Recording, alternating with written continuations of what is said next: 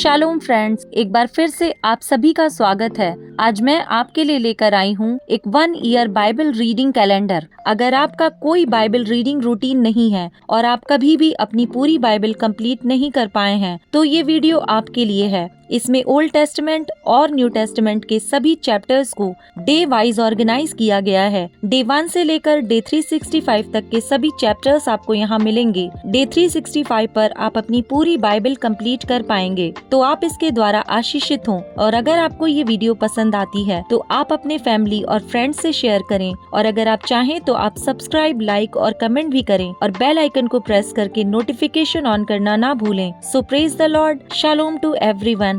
Let's get started. Day 183, अय्यूब chapter number 23। अय्यूब का एलिपज को उत्तर।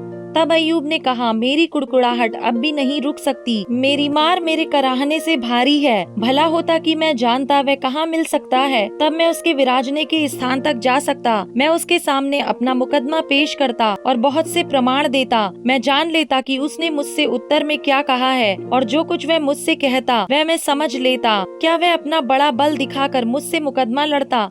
नहीं, वह मुझ पर ध्यान देता। सज्जन उससे वाद विवाद कर सकते, और इस रीति मैं अपने न्यायी के हाथ से सदा के लिए छूट जाता। देखो, मैं आगे जाता हूँ परंतु वह नहीं मिलता, मैं पीछे हटता हूँ परंतु वह दिखाई नहीं पड़ता। जब वह बाईं ओर काम करता है तब वह मुझे दिखाई नहीं देता। वह दाहिनी ओर ऐसा छिप जाता है कि मुझे वह दिखाई नहीं पड़ता, परंतु वह जानता है कि मैं कैसी चाल चला हूँ। और जब वह मुझे ता लेगा तब मैं सोने के समान निकलूंगा। मेरे पैर उसके मार्गों में स्थिर रहे, और मैं उसी का मार्ग बिना मुड़े थामे रहा। उसकी आज्ञा का पालन करने से मैं ना हटा, और मैंने उसके वचन अपनी इच्छा से कहीं अधिक काम के जानकर सुरक्षित रखे। परंतु वह एक ही बात पर अड़ा रहता है, और कौन उसको उससे फिरा सकता है? जो कुछ उसका जी चाहता है वही वह करता है। जो कुछ मेरे लिए उसने ठान लिया है उसी को वह पूरा करता है, और उसके मन में ऐसी ऐसी बहुत सी बातें हैं। इस कारण मैं उसके सम्मुख घबरा जाता हूँ। जब मैं सोचता हूँ तब उससे थरथरा उठता हूँ, क्योंकि मेरा मन परमेश्वर ही ने कच्चा कर दिया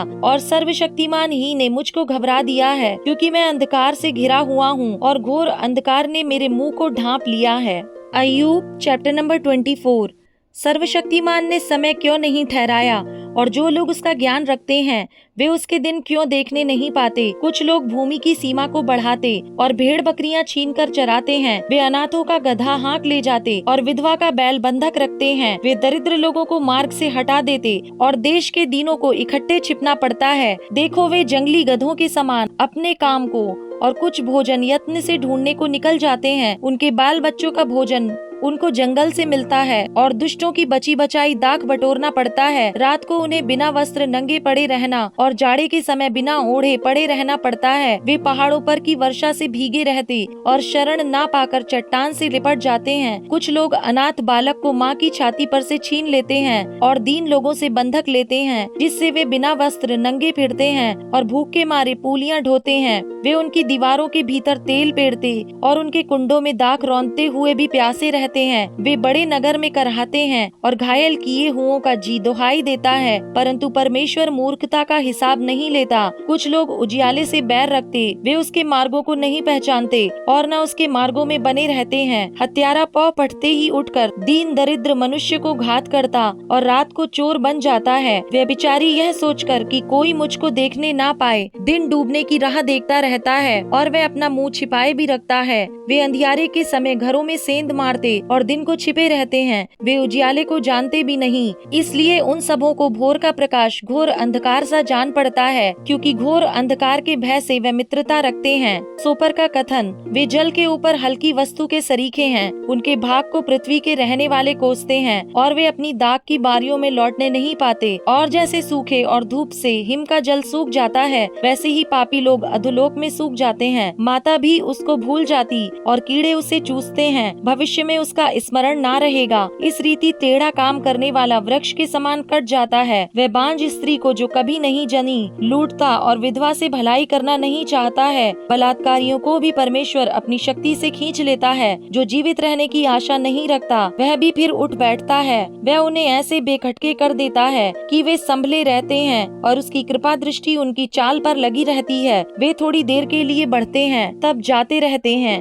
वे दबाए जाते और सबों के समान रख लिए जाते हैं और अनाज की बाल के समान काटे जाते हैं। क्या यह सब सच नहीं? कौन मुझे झुठलाएगा? कौन मेरी बातें निकम्मी ठहराएगा?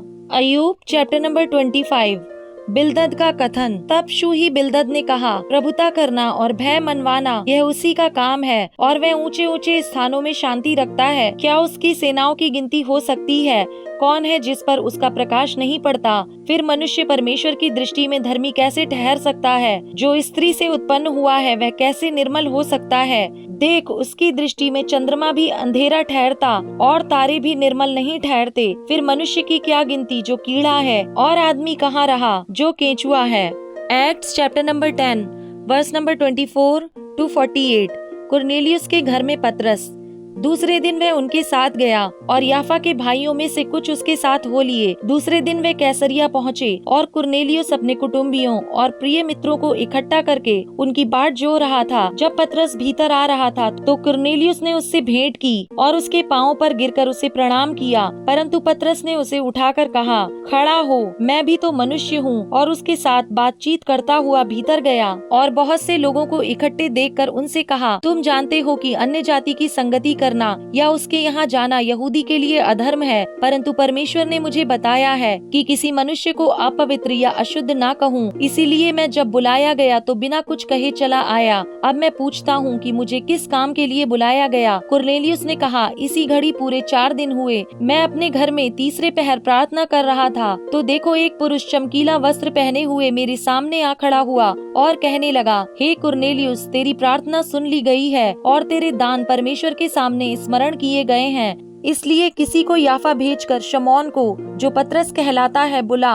वह समुद्र के किनारे शमौन, चमड़े का धंधा करने वाले के घर में अतिथि है। तब मैंने तुरंत तेरे पास लोग भेजे और तूने भला किया जो आ गया। अब हम सब यहाँ परमेश्वर के सामने हैं, ताकि जो कुछ परमेश्वर ने तुझसे कहा है उसे सुने। पतरस का उपदेश। तब पतरस ने कहा, अब मुझे निश्चय हुआ कि परमेश्वर किसी का पक्ष नहीं करता, वरन हर जाति में जो उससे डरता और धर्म के काम करता है वह उसे भाता है। जो वचन उसने इजराइलियों के पास भेजा, जब उसने यीशु मसीह के द्वारा, जो सबका प्रभु है, शांति का सुसमाचार सुनाया, वह वचन तुम जानते हो, जो यूहन्ना के बपतिस्मा के प्रचार के बाद गलील से आरंभ होकर सारी यहूदिया में फैल गया। परमेश्वर ने किस रीति से यीशु नासरी को पवित्र आत्मा और सामर्थ से अभिषेक किया। वह भलाई करता और सबको जो शैतान के सताए हुए थे अच्छा करता फिरा, क्योंकि परमेश्वर उसके साथ था। हम उन सब कामों के गवाह हैं जो उसने यहूदिया के देश और यरूशलेम में भी किए, और उन्होंने उसे काठ पर लटकाकर मार डाला। उसको परमेश्वर ने तीसरे दिन जिलाया और प्रकट भी कर दिया है, सब लोगों पर नहीं, वरन उन गवाहों पर